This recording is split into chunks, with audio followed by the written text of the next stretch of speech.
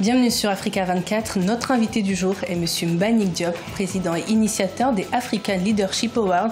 Le 10 novembre 2018 aura lieu la seconde édition des African Leadership Awards à Paris, une cérémonie qui récompense des chefs d'entreprise, des entrepreneurs et des leaders qui agissent activement sur le continent, organisée par le groupe Promo Consulting en partenariat avec le mouvement des entreprises du Sénégal. L'événement réunira des personnalités de la vie politique, économique ou encore culturelle du continent et de sa diaspora. Bonjour Monsieur Diop. Bonjour Sharon. Et merci d'avoir accepté notre invitation. Tout le plaisir pour moi. Alors comment vous est venu le concept des African Leadership Awards? Vous savez, il y a 15 ans, j'ai initié ce qu'on appelle les corridors qui sont devenus aujourd'hui la première cérémonie de remise de distinction en Afrique. Et au fil des années, on s'est dit qu'il faudrait créer la version internationale, d'où l'idée des African Leadership Awards qui regroupe une cinquantaine de pays africains. Pour exemple, lors de la première édition, nous avons eu 36 nationalités différentes qui ont participé donc, à cet événement exceptionnel. C'est une plateforme d'excellence dédiée à l'Afrique, à la diaspora, à l'intelligentsia africaine. Et je pense qu'il est important d'avoir ce genre de cérémonie pour galvaniser davantage ceux qui entreprennent en Afrique et ceux qui réussissent en Afrique.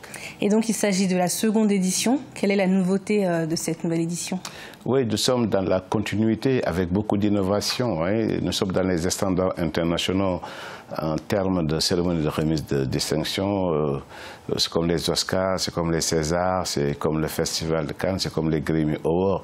Vous avez suivi l'année dernière, c'était une soirée exceptionnelle avec plusieurs chefs d'État, de chefs de gouvernement, des ministres des Affaires étrangères, les plus grands hommes d'affaires africains, la diaspora, l'intelligentsia. Donc on travaille sur beaucoup de pans et beaucoup de secteurs au niveau des effets spéciaux, de la déco, du fil conducteur. Il n'y a pas de temps mort. De 20h à 0h, il n'y a pas une seule minute, une seule seconde de temps mort. Tout est calibré avec des professionnels. J'ai des équipes très professionnelles, aussi bien ici en Europe, à Paris, en Afrique, à Dakar et aux États-Unis, à Washington. Donc il y a une coordination qui est faite et on essaye d'offrir le meilleur donc, aux Africains, à l'Afrique. Alors l'événement met en avant l'entrepreneuriat et le leadership africain. Pourquoi le choix de Paris et pas une capitale africaine? Oui, depuis un an que j'ai initié cette initiative, ça doit être la 50e fois qu'on me pose la même question. Bon, Paris, pour moi, c'est la capitale du monde. Il est plus facile de faire converger les décideurs à Paris qu'à Dakar, à Conakry ou à Abidjan. Je pense qu'une bonne majorité de l'intelligentsia vit en Europe. Et l'année dernière, pour preuve, on a réussi à accueillir des gens qui sont venus de Dubaï, des États-Unis, de la Chine, etc. Et plus facile donc de les motiver de venir à Paris parce que Paris est considéré comme la capitale du monde. Et je pense qu'à partir de Paris, tous les Africains suivent cette cérémonie qui est retransmise par une vingtaine de pays africains en direct. Et je pense que c'est un bon choix parce que nous avons déjà les corridors à Dakar depuis 15 ans qui aussi chaque année accueillent des centaines d'Africains, des décideurs, des chefs d'entreprise, des leaders d'opinion, des personnalités internationales qui contribuent au développement de l'Afrique. Et donc les African Leadership Awards, c'est vraiment la version internationale et ce n'est pas la peine de le faire en Afrique parce qu'on a déjà le concept en Afrique.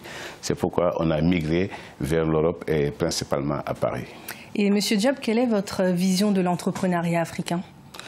Oui, je pense qu'aujourd'hui, il y a énormément d'entrepreneurs et surtout de jeunes entrepreneurs.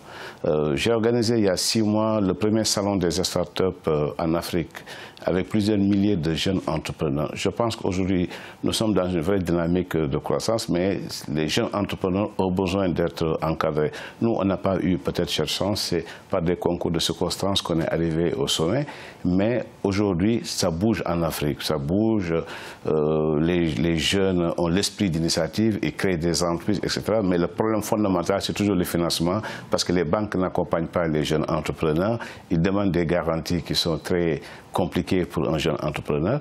Et je pense que ce que les États sont en train de faire et qu'il faut qu'ils fassent encore davantage, c'est d'accompagner financièrement donc, les jeunes entrepreneurs. D'une manière générale, en termes de macroéconomique, l'Afrique est au vert, mais en termes de micro, il y a énormément de choses à faire et qu'on doit appuyer davantage les entrepreneurs africains par leur État respectif. Parce que si vous regardez en Europe, aux États-Unis, lorsque Macron se déplace, il a 50, 100 chefs d'entreprise. Lorsque Trump se déplace, c'est pareil. Mais il nous manque donc cet appui de nos chefs d'État, de nos gouvernants pour appuyer le secteur privé. Parce que c'est le secteur privé qui crée de l'emploi, qui crée de la richesse, qui contribue au développement et à la croissance.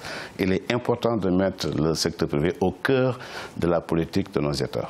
Merci M. Diop d'avoir été notre invité. Merci Sharon, et je vous donne rendez-vous donc le 10 novembre au Méridien Étoile pour cette belle fête de l'Afrique, cette vitrine de l'Afrique sont les African Leadership Awards. D'accord, donc je rappelle donc que vous êtes le président et initiateur de la cérémonie des African Leadership Awards. Et merci à vous de votre fidélité. Dans un instant, une nouvelle édition de l'information sur Africa 24.